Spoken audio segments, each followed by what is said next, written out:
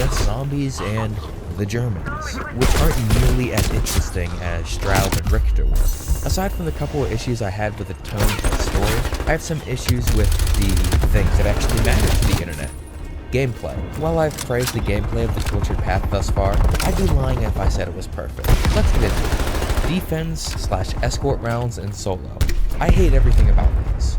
Because of how strong and frequent the zombies are, it's nearly impossible to defend your objective normally. So unless you have full jacks and or frontline, you may as well just restart. Special enemy spawn rates in Chapter 2 are a bit much for how CQC the corridors are, especially with how broken bombers are. Let's get a bit technical for a minute here. The way a bomber's proximity fuse works is that if it's close enough to a player, it starts a timer until detonation, and will explode as long as the player stays close enough. Sounds all fine and dandy, right? Well, there's a problem with this. The way it's programmed at the moment, their fuse can be set through geometry and while they're spawning in. And since their spawn-in and traversal animations don't have a warning note track like the sprint animation does, that timer can be set and you have no idea since the sound doesn't play.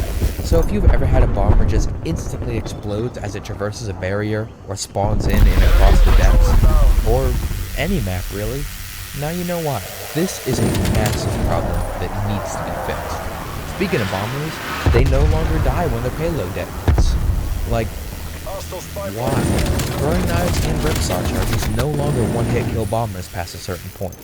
Again, what is the point of this?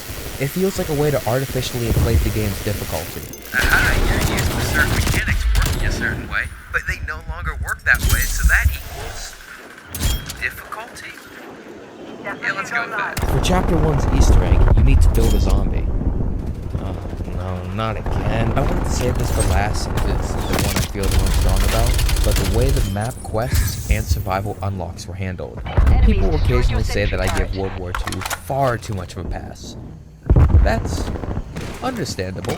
If you really like something, you're a lot more likely to let the smaller things off the hook because of how much you enjoy the product overall.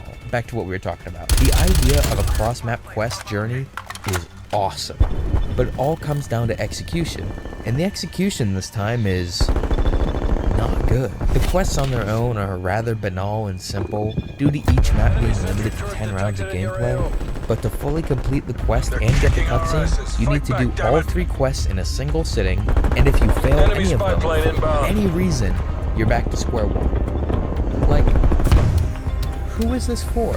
Honestly, casual players, and by that